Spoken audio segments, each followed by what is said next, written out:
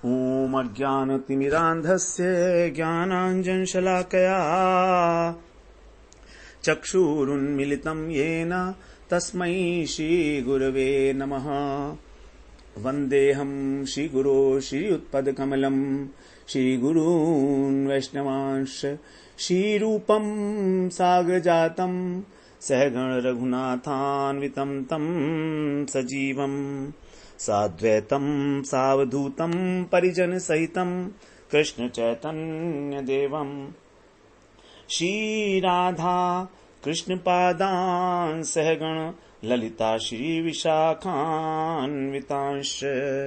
तमादिदेवं करुणानिधानं तमालवर्णं सुहितावतारम् अपार संसार समुद्र सेतुं भजामहे भागवत स्वरूपम्। हे देव हे दैत हे भुवनैक बंधो, हे कृष्ण हे चपल हे करुणैक सिंधो, हे नाथ हे रमण हे नयनाभिराम, हा हा कदानुभवितासि पदं दृशोर्मे। श्री कृष्ण चैतन्य प्रभो नित्यानंद, श्री अद्वैत गदाधर शिवसदी गौर भक्त वृंद। हरे कृष्णा कृष्णा कृष्णा हरे हरे, हरे राम राम राम हरे हरे। हरे कृष्णा। सर्वप्रथम मैं अपने गुरुपाद पद ओम विष्णुपाद अष्टोत्तर शत श्री श्रीमद् भक्ति वेदांत माधव गोस्वामी महाराज के चरण कमलों में अनंत कोटि दंडवत प्रणाम ज्ञापन करता हूँ। हम लोग श्रीमद् भागवत पुराण के पंचम स्कंध में श्रवण कर रहे हैं कि किस प्रकार ऋषभ देव जी अपने पुत्रों को उपदेश दे रहे हैं। अपने पुत्रों को उपदेश देते हुए उनकी जो प्रजा है वो भी सामने ही थी। पहले उन्होंने बताया कि अपनी प्रजा के सामने ही उन्होंने और अत्यंत विनय और प्रेम, अतिशय प्रेम से युक्त होकर अपने संयमी पुत्रों को शिक्षा दी। शिक्षा देने के लिए इस प्रकार कहा। तो ये उपदेश है, प्रजा के सामने है, अपने पुत्रों को सबके सामने कहा जा रहा है। तो ऋषभ देव जी ने जो है अपने जो पुत्र हैं उनको बताया, देखो ये जो मनुष्य शरीर है ये केवल विषय भोग के लिए नहीं है। ये भोग जो है वो तो कुकर शुकर योनि में भी मिलते हैं, पशु को भी मिलते हैं, और उसको भी उतना ही आनंद आता है जितना मनुष्य को आता है। भोजन करने में, मैथुन में जितना आनंद पशु को आता है उतना ही आता है, उससे अधिक नहीं आता है। लेकिन जो मनुष्य शरीर है ये तपस्या के लिए है, जिससे हमारा अंतःकरण शुद्ध हो, जिससे हमें भगवान के प्रेम की प्राप्ति हो, आनंद की प्राप्ति हो। वो आनंद ही हमारा जो है लक्ष्य है, ब्रह्मानंद। तो इस प्रकार से, और इसके लिए, इसको प्राप्त करने के लिए, भगवान की सेवा को प्राप्त करने के लिए बताया हमें महत् पुरुषों की सेवा करनी होगी। तत्विधि प्रणिपातेन परिप्रश्नेन सेवया तत्विधि प्रणिपातेन, भगवान को जानने के लिए हमें शरण जानी होगी। तत्विधि प्रणिपातेन परिप्रश्नेन सेवया उपदेक्षयन्ति ते ज्ञानम ज्ञानिनस् तत्वदर्शिनः। तो पहले उनकी शरणागति लेंगे, उसके बाद सेवा करेंगे, तब वो हमें उपदेश करेंगे, तब प्रश्न पूछेंगे और उपदेश करेंगे। तो महापुरुषों की सेवा यही है मुक्ति का द्वार, कृष्ण प्रेम का द्वार। एंट्री ही यहां पर तब होगी अगर हमारे अंदर आनुगत्यमय नहीं है, हमारी वृत्ति, मनोवृत्ति, हमारी बुद्धि आनुगत्य स्वीकार नहीं करती है, तो हम भक्ति में प्रवेश नहीं कर सकते। ये निश्चय रूप से मान लीजिएगा। ज्ञानी और योगी, उनको आनुगत्य की इतनी आवश्यकता नहीं है, यद्यपि उन्हें भी गुरु से शिक्षा लेनी पड़ती है, लेकिन सेवा का वहां पर इतना विधान नहीं है। मगर यहां पर भक्ति मार्ग में तो सेवा चाहिए। सेवा के बिना काम ही नहीं है, क्योंकि भक्ति का अर्थ ही भज धातु से सेवा बनता है। तो यदि सेवा नहीं करेंगे तो भक्ति कैसे होगी। और जो स्त्री संगी हैं उनको नरक का द्वार बता दिया सीधे। गीता में तो कहा था काम क्रोध और लोभ नरक के द्वार हैं, लेकिन यहां पर स्त्री संगी को नरक का द्वार बताया साक्षात। तमो द्वारम योषिताम संगी संगम, जो योषिता संगी है उसके संग करना, क्योंकि वो हमको संसार के अंदर प्रवृत्त करता है, काम के अंदर प्रवृत्त करता है।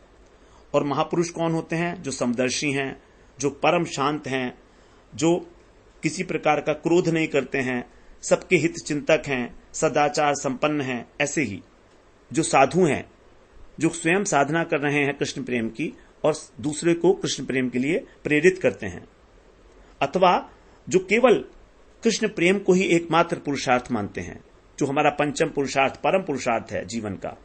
तो भागवत ही एक ऐसा ग्रंथ है हमारे पूरे वैदिक साहित्य में कि जिसका जो लक्ष्य है वो है परम पुरुषार्थ प्रेम की प्राप्ति। और अन्य जितने भी पुराण हैं उन सब के अंदर अलग अलग धर्म, अर्थ, काम, मोक्ष के लिए बहुत सारी बातें की गई है, लेकिन ये जो अमल पुराण, निर्मल पुराण श्रीमद् भागवत है, इसका उद्देश्य, इसका प्रतिपाद्य विषय ही यही है, परम पुरुषार्थ, पंचम पुरुषार्थ प्रेम, कृष्ण प्रेम की प्राप्ति। तो जो कृष्ण प्रेम को एकमात्र पुरुषार्थ मानता है और विषयी लोगों से दूर रहता है, अरुचि है जिसके अंदर, इस घर के अंदर स्त्री पुरुष इत्यादि, स्त्री में, पति में, पत्नी में, पुत्र में, घर में, संपत्ति में जिसकी अरुचि है, केवल शरीर निर्वाह के लिए लौकिक कार्य करता है, व्यवहार करता है, ऐसे व्यक्ति को हम कहेंगे कि वो महापुरुष है, सदाचार संपन्न है, साधु है। आगे बताया कि जो केवल इंद्रियों को तृप्त करने के लिए ही कुकर्म लगा है, उसको ये शरीर बार बार मिलता ही रहेगा। दुखमय शरीर, अनेक प्रकार के दुखों से यो लिप्त है। और जब तक मनुष्य आत्म तत्व की जिज्ञासा नहीं करता, अथा तो ब्रह्म जिज्ञासा, अरे भाई अब तो जिज्ञासा करो, बस बहुत हो गया, इस संसार में इतना दुख पा लिए, इतना जूझ लिए, कुछ मिला क्या हाथ अभी तक? नहीं। इसलिए ब्रह्म सूत्र का पहला सूत्र है अथा तो ब्रह्म जिज्ञासा, अब तो ब्रह्म की जिज्ञासा करो, अब तो करो, अथा तो, इसलिए अब। तो जो आत्म तत्व की जिज्ञासा नहीं करता है, उसका स्वरूप आत्मा का ढका रहता है अज्ञानवश, और वो कर्मों में फंसा रहता है, और कर्म करेगा फिर संस्कार बनेंगे, उन संस्कारों के अनुरूप फिर शरीर मिलेगा, शरीर के द्वारा फिर कर्म करेगा, बस इसी प्रकार उसका देह बंधन चलता रहेगा। लेकिन इसीलिए से जब स्वरूप के ढकने से और हम कामनाओं, वासनाओं के संस्कारों से वशीभूत हो जाते हैं और कर्म में लगे रहते हैं, और जब तक भगवान में प्रीति नहीं होगी तब तक हमारा देह बंधन नहीं छूट सकता। ये बिल्कुल पक्की बात विश्वास पूर्वक छठे श्लोक में बोल दी ऋषभ देव जी ने। अब आगे 7वें श्लोक में बोलते हैं, यदा न पश्यति यथा गुणैहां स्वार्थे प्रमत्तः सहसा विपश्यति गत स्मृतिर्विन्दति तत्र तापा नासाद्य मैथुन्यमगारमज्ञः। 7वें श्लोक में कह रहे हैं, स्वार्थे प्रमत्तः, जो अपने स्वार्थ के प्रति प्रमादग्रस्त है, वो ऐसा व्यक्ति प्रमत्त है, सहसा अचानक जब विपश्चित हो जाता है, विवेकी हो जाता है, जब उसको आत्म का ज्ञान हो जाता है, तो जब तक इंद्रियों की चेष्टाओं को गुण इहाम, यह का मतलब होता है चेष्टा, गुण का अर्थ है यहां पर इंद्रियां, क्योंकि इंद्रियां हमारा सात्विक अहंकार, राजसिक अहंकार का वो है, कार्य है।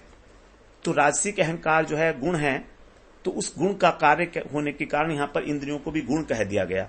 तो गुण इहाम, गुणों की चेष्टा अर्थात इंद्रियों की चेष्टा को अयथा, अयथा मतलब मिथ्या, यथार्थ नहीं होना अर्थात मिथ्या होना, न पश्यति, नहीं देखता है, तब तक गत स्मृति, उसकी जो स्मृति भ्रष्ट है तब तक वो स्मृति को याद नहीं कर सकता कि वो कौन है, आत्मस्वरूप क्या है। तो उसकी जो स्मृति है गत स्मृति है। तो ऐसा वो व्यक्ति अज्ञानी मैथुन्यम अगारम, स्त्री और पुरुष का जो निवास है, विषय प्रधान घर है, उसके अंदर आसाध्य माने उसको पाकर उसके अंदर और आसक्त हो जाता है, और तत्र तापान विंदती, वहां पर अनेक अनेक प्रकार के क्लेश उठाता है। तो हमारा इस घर के अंदर आसक्ति होने का कारण क्या है? ये घर है हमारा विषय प्रधान, जो स्त्री और पुरुष का आगार है, निवास है, स्त्री और पुरुष के रहने का स्थान है घर, गृहस्थ आश्रम। तो उसको पाकर वहां पर अनेक प्रकार के कष्ट उठाता है। कारण क्या हुआ? कारण यह है कि जब तक वो व्यक्ति अपने स्वार्थ के प्रति पागल है, स्वार्थ में अपनी इंद्रियों की तृप्ति करना चाहता है और विवेक का आश्रय लेकर जब तक इंद्रियों की चेष्टाओं को मिथ्या नहीं देखता, तब तक स्वरूप की विस्मृति होने के कारण ही वो घर के अंदर लिप्त होता है। तो हम लोगों को अपने स्वरूप की विस्मृति है, इसीलिए हम लोग घर गृहस्थ हैं। यदि हमको स्वरूप की विस्मृति ना हो तो हम कभी भी गृहस्थ नहीं होंगे। गृहस्थ होने का कारण ही यही है। मैथुन्यम अगारम अज्ञ। तो अज्ञानी पुरुष है जो इस प्रकार के स्त्री पुरुष का निवास जो गृहस्थ आश्रम है उसके अंदर आसक्त रहता है।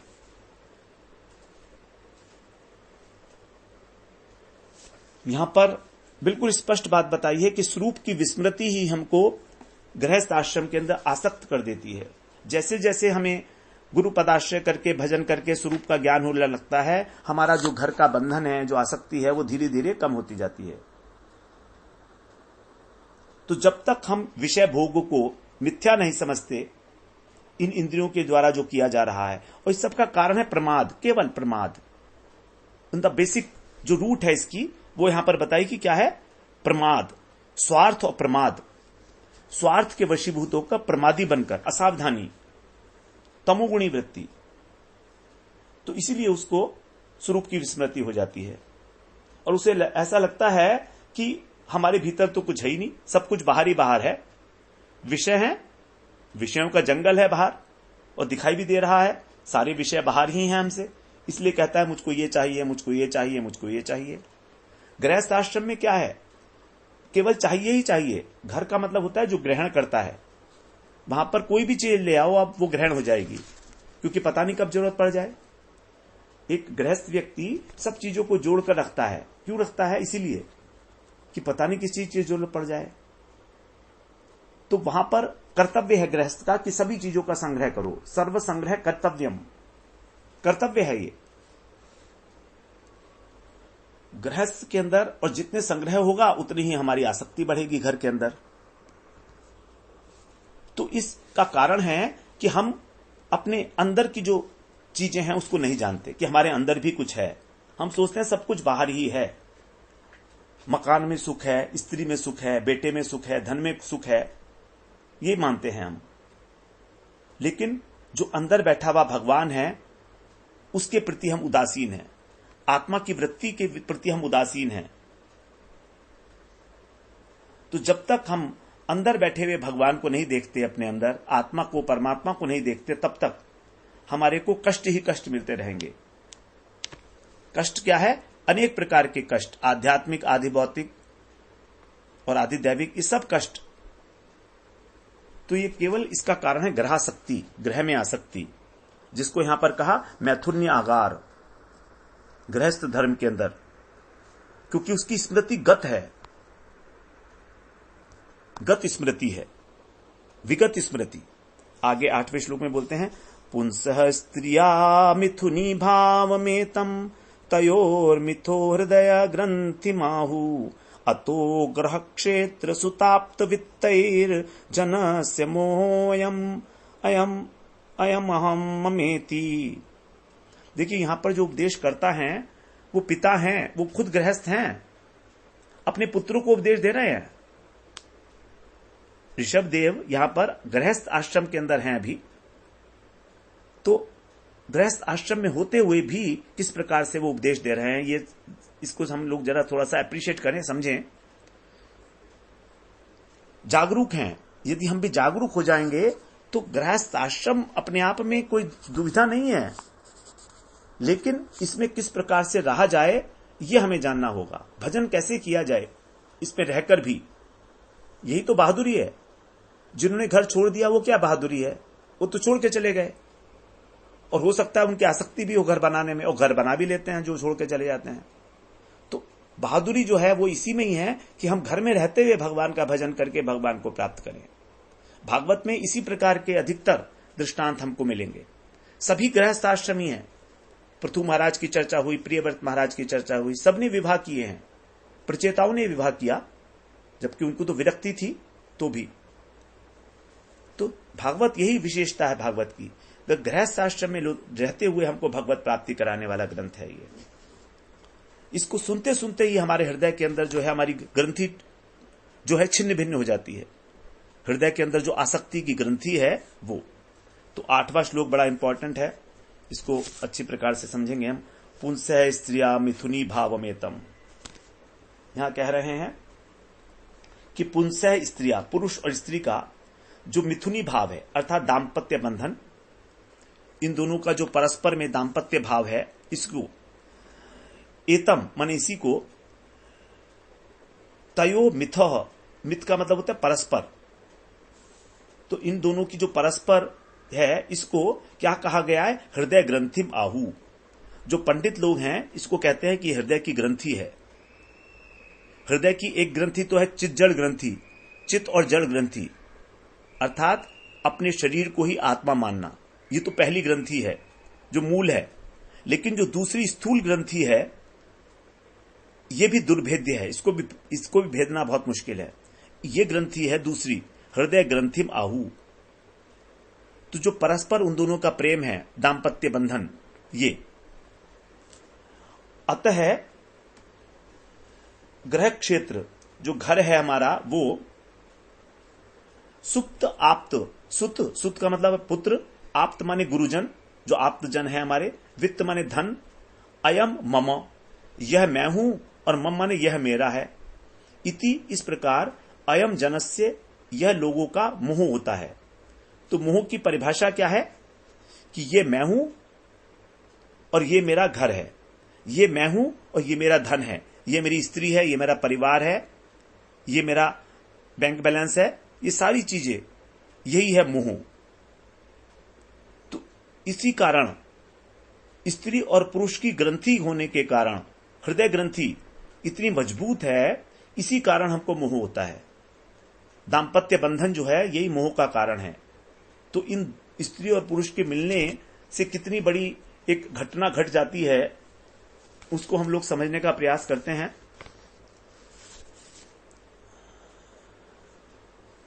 तो मिथुनी भाव का मतलब है, मिथुन से ही बनता है मैथुन, मतलब जिसमें मैथुन संभव हो उसको बोलते हैं मिथुनी भाव। अब एक स्त्री और एक पुरुष में ही मैथुन संभव है, इसलिए इन दोनों का जो परस्पर में भाव है उसको कहा जाता है मिथुनी भाव। तो जब मिथुनी भाव होगा तभी हमारी इच्छा होगी कि हम पत्नी को ग्रहण करें। तो भोग की प्रधानता से हम विवाह करते हैं, क्योंकि विवाह का जो मूल है वो है काम, और काम का उद्देश्य है वंश का वर्धन करना। यदि कोई निष्काम है तो उसके लिए विवाह नहीं है।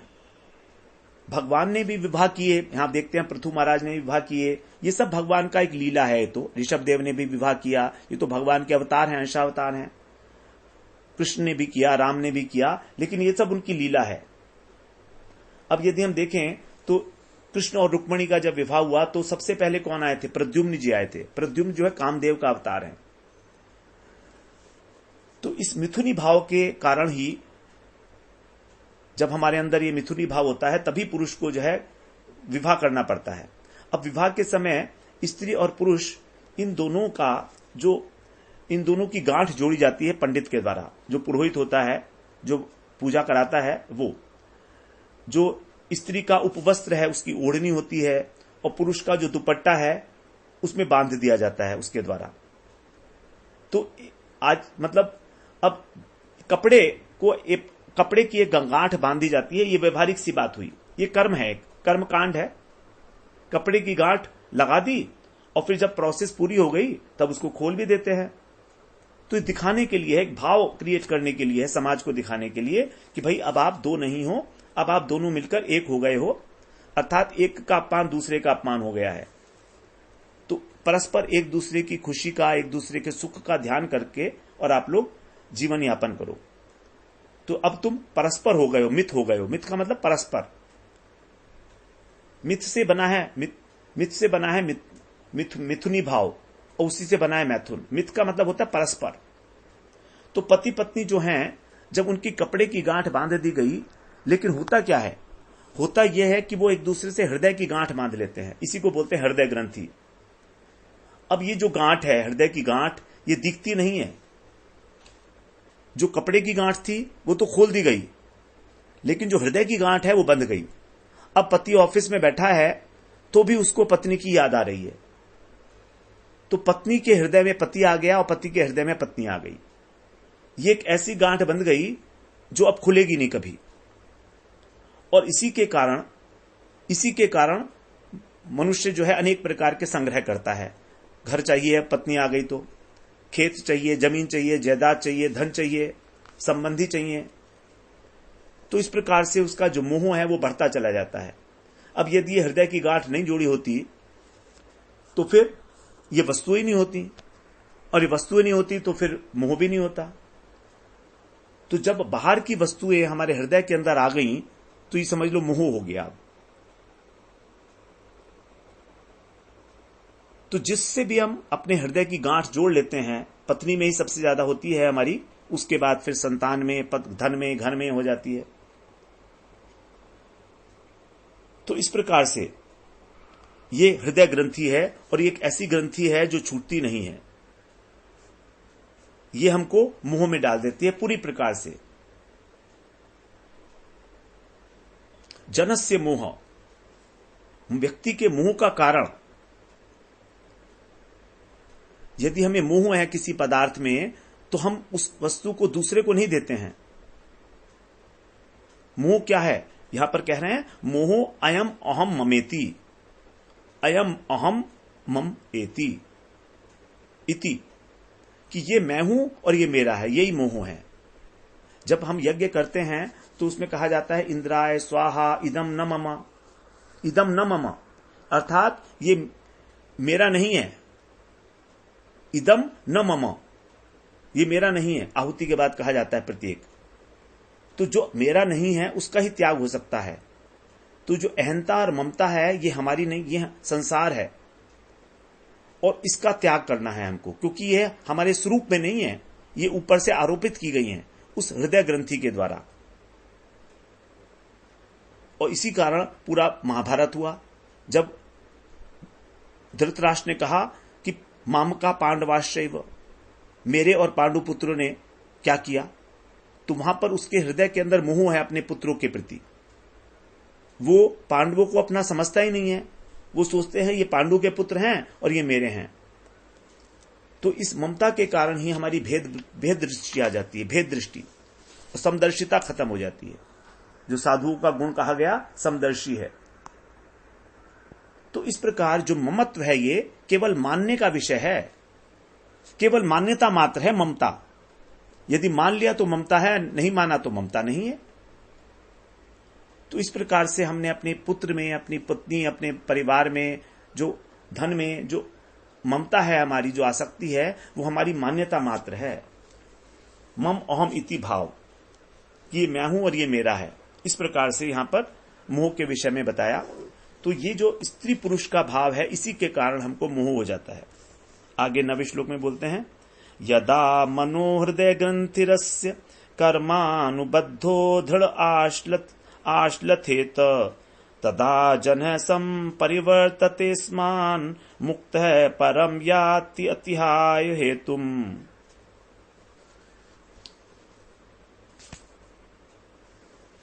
अब आगे कह रहे हैं कि भैया इससे कैसे मुक्त होंगे ग्रंथि से, पढ़ तो गई तो इससे मुक्ति का उपाय तो बताओ। तो कहते यदा माने जब, कर्म अनुबद्ध, कर्म वासनाओं के द्वारा जो ये पड़ी हुई है, दृढ़ अस्य, बड़ी मजबूत है ये हृदय ग्रंथि। तो ये हृदय की ग्रंथि जब आश्लथेत, शिथिल हो जाती है, तो जब कर्म वासनाओं के द्वारा पड़ी हुई ये ग्रंथि ढीली पड़ जाती है, तदा माने उस समय, मनुष्य माने अस्मात्, अस्मात् माने इस मिथुनी भाव से, ऊपर जो बताया गया मिथुनी भाव, एतम, उसी के लिए कह रहे हैं कि जो दाम्पत्य भाव है, इससे वो क्या होता है, संपरिवर्तते, परिवर्तित हो जाता है भली प्रकार। ये जो दाम्पत्य भाव है इससे निवृत्त हो जाता है, परिवर्तते। अब ये दाम्पत्य भाव में जो आसक्ति थी स्त्री में, पत्नी स्त्री में और पुरुष में, वो कम खत्म हो जाती है, परिवर्तन हो जाता है उसका। ये नहीं है कि आसक्ति खत्म हो गई। देखिए यहां पर ये नहीं कहा कि आसक्ति का नाश हो गया, आसक्ति तो वहीं की वहीं है, लेकिन अब वो परिवर्तन हो गई, विषय उसका परिवर्तन हो गया। संपरिवर्तते, सम्यक रूप से परिवर्तित हो गई वो। तो वो आसक्ति अब कहां चली गई, वो ग्रंथि अब कहां चली गई, वो भगवान में आसक्ति लग गई, अब भगवदीय वस्तु में लग गई वो आसक्ति, तो परिवर्तित हो गई अच्छी प्रकार से। फिर जो है व्यक्ति मुक्तः हेतुम, और उससे फिर छुटकर मुक्त होके जो संसार का कारण है, संसार का कारण क्या है हमारा, हेतु संसार का कारण क्या है, संसार कैसे प्रकट हुआ, अहम मम भाव से, अहम अहंता, अहंकार से ही हमारा संसार है। यदि हमारे अंदर अहंकार नहीं है तो ये हमारा संसार नहीं है, ये कृष्ण का संसार हो जाएगा। तो स्वार्थ और हमारा अहम भाव, कर्तापन, भोक्तापन, इसी के कारण हम अपना संसार अलग मानते हैं और कृष्ण का संसार अलग मानते हैं। तो हमारा जो संसार का नाश होगा ये तब होगा, हेतु हो जाएगा जब हमारी ग्रंथि शिथिल हो जाएगी। तो उसको अतिहाय माने त्याग कर परम याति, परम पद को प्राप्त करता है। तो अपने अहंकार को त्याग कर, जो संसार का हेतु है, संसार का मुख्य कारण है, संसार का कारण ही है ये अहंकार, इसीलिए तो इस प्रकार ये जो दृढ़ गांठ जब ढीली पड़ जाती है हमारी मन के द्वारा, जो हमने हृदय ग्रंथि लगाई है अपनी दाम्पत्य भाव से, तो ये जब परिवर्तित माने लौट आता है, जहां पर इसकी ग्रंथि लगी थी वहां से अब इसका परिवर्तन हो जाता है, पुनरावर्तन हो जाता है, लौट आता है, वहां से छोड़ देता है उसको, तब कहता है कि अब मेरा कोई नहीं है, जितने भी कर्तव्य थे वो सब कर लिए गए। तो जो मोह का कारण था पत्नी, जो हेतु थी हमारी, उसको अतिक्रमण कर देता है और फिर परमात्मा को प्राप्त करता है। तो जितनी जल्दी वैराग्य हो जाए उतना ही ठीक है हमारे लिए।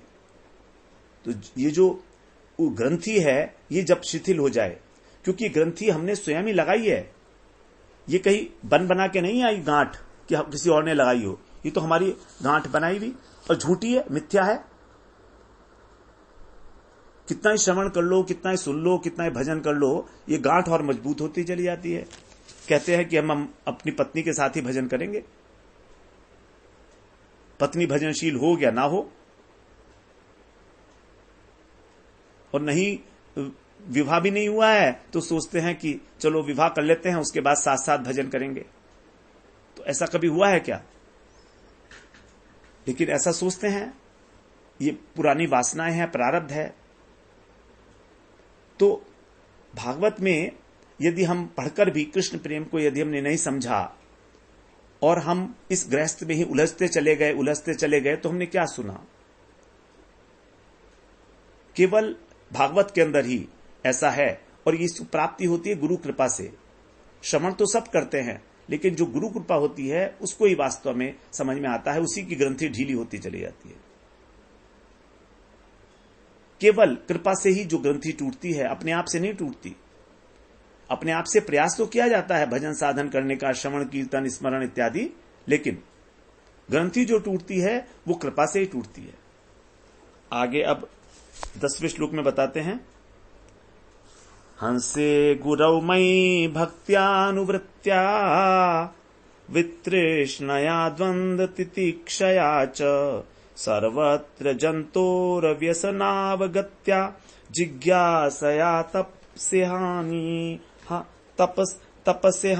तपस्या निवृत्त्या। जो हंस हैं अर्थात जो विवेकी पुरुष हैं, जो महापुरुष हैं, जो सत असत का विवेक करने में सक्षम हैं, ऐसे हंस, उनमें सप्तमी भक्ति है। यहां पर गुरु, जो गुरु हैं, यहां द्विवचन है, दीक्षा गुरु और शिक्षा गुरु दोनों को लेना होगा, अथवा और फिर आगे मई, जो मुझ परमात्मा में, तो तीनों आ गए। हरि गुरु वैष्णव, हरि अर्थात मुझ में, मई जो ऋषभ भगवान कह रहे हैं, गुरु में गुरु और विवेकी जो वैष्णव हैं, हंस हैं, तो उनमें भक्त्या माने भक्ति से, इन तीनों के प्रति जब भक्ति होती है, जब हम गुरु में, वैष्णव में और भगवान में भक्ति भाव रखते हैं। और अनुवृत्तियां माने उनके परायण हैं, उनकी वृत्ति के अनुकूल हैं, उनका अनुगत्य करते हैं। नंबर 1। नंबर 2, वितृष्णया, जो अनेक प्रकार की हमारी तृष्णाएं हैं। 3 प्रकार की तृष्णा बताई गई है मुख्य रूप से, वित्तेषणा, सुतेषणा, पुत्रेषणा और लोकेषणा। धन की इच्छा, पुत्र की इच्छा और मान सम्मान की इच्छा, लोकेषणा। तो यहां पर पुत्र की इच्छा के अंदर पत्नी भी आ गई, पूरा परिवार आ गया, सब आ गया, घर आ गया। तो 3 प्रकार की जो तृष्णाएं हैं, इनको त्याग कर वितृष्णया, और द्वंद्व तितिक्षया, जो हमारे सामने अनुकूल प्रतिकूल परिस्थिति हैं सुख दुख के रूप में, उनको सहने से। तो पहली बात हो गई हरि गुरु वैष्णव में भक्ति भाव रखने से, उनके अनुकूल होने से, उनका अनुगत्य करने से। नंबर 2, तृष्णा के त्याग से। नंबर 3, सुख दुख को सहन करने से। सर्वत्र माने सब कहीं, जंतो व्यसन, जीवों को दुख ही दुख मिलता है। अवगत्या, इस बात से अवगत होकर कि ये जो संसार है ये दुखमय है, सभी प्रकार के जीवों को दुख मिलता है, मुझे भी, मैं भी उनमें ही हूं। तो सभी योनियों में दुख ही उठाना पड़ता है और इसके अतिरिक्त कुछ नहीं है। तो इस विचार को धारण करके अवगत होकर, चौथे बात हो गई जिज्ञासया, और आत्म तत्व की जिज्ञासा करने से। यहां पर अब बहुत सारी सूची बताई गई है कि किस प्रकार से हमारा भगवान में प्रेम होगा, एक एक करके। तो सबसे पहले बात हुई हरि गुरु वैष्णव के अंदर अनुकूलता, अनुगत्य।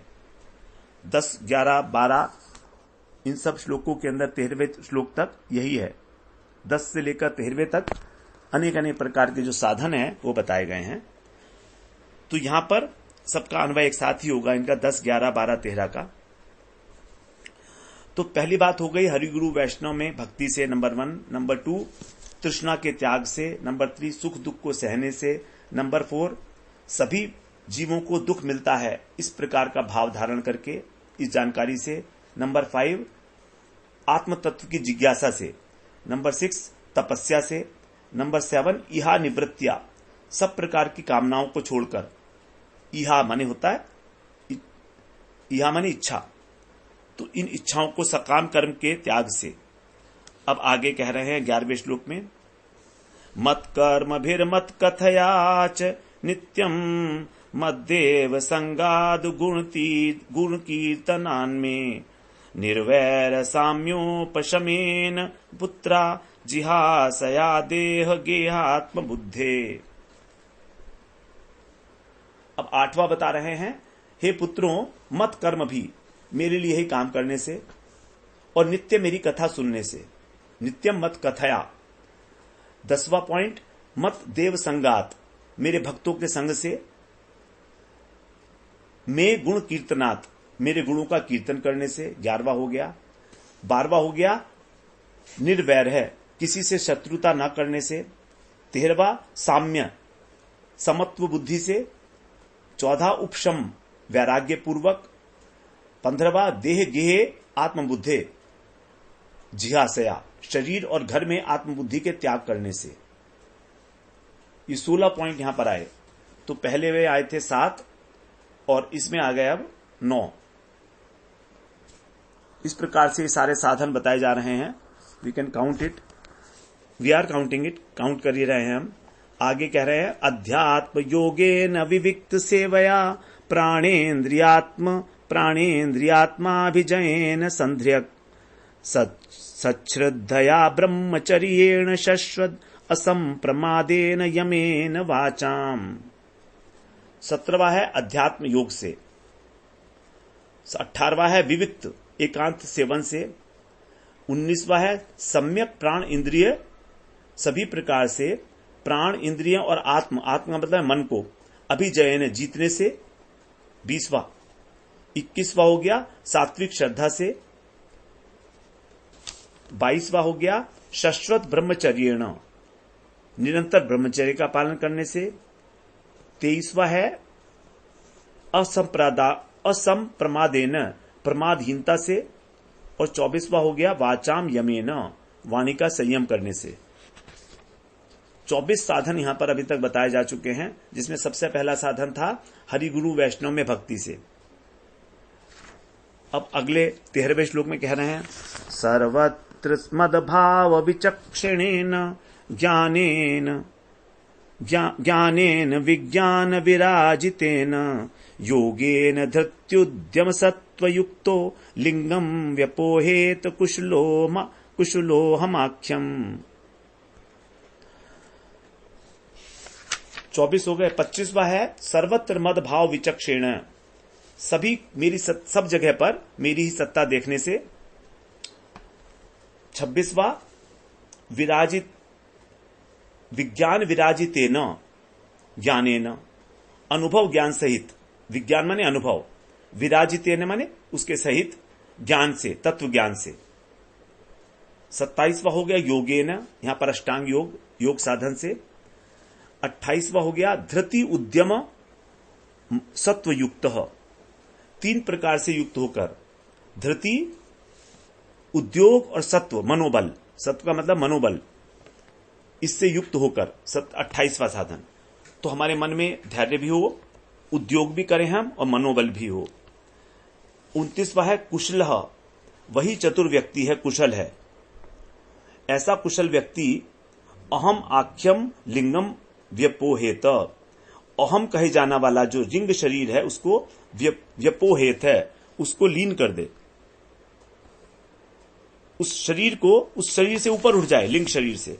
तो हमारे लिंग शरीर में मन, बुद्धि, अहंकार और चित्त, इनके अंदर जो कालुष्य है, जो कलमश है, उसको साफ करके, और जो चतुर व्यक्ति है इसके अंदर जो अहम बुद्धि है हमारी, अहंकार, इसको नष्ट कर दे।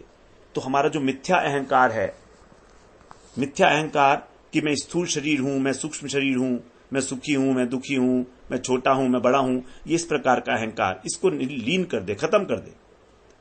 और फिर हमारा जो शुद्ध अहंकार है कि हम भगवान के भक्त हैं, ये अहंकार जागृत होगा। तो ऐसा नहीं है कि हम इसको जब कर देंगे तभी हमारा शुद्ध अहंकार जागृत होगा, ऐसा नहीं है। भक्ति मार्ग में, भक्ति मार्ग में तो हमको ये अभिमान करना है कि हम कृष्ण भक्त हैं, और ऐसा अभिमान करने से ही ये जितने भी गुण हैं सारे के सारे अपने आप हमारे अंदर आ जाएंगे। ये भक्ति मार्ग की विशेषता है। जबकि ज्ञान मार्ग में पहले अपने हृदय को शुद्ध करना पड़ता है, तब उसके अंदर ज्ञान धारण किया जा सकता है। लेकिन भक्ति में बड़ा सरल, बड़ा सुलभ है, बड़ा आसान है।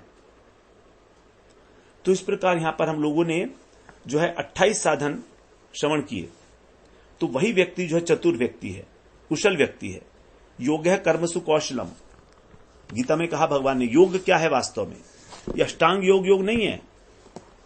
कर्म के अंदर ही कुशलता, कि किस प्रकार से कर्म करते हुए भगवत प्राप्ति कर ली जाए, यही है सबसे इंपॉर्टेंट, कुशलता। तो इस प्रकार यहां पर जो है बहुत बड़ी सूची थी, 28 अब जो है बताई सूची।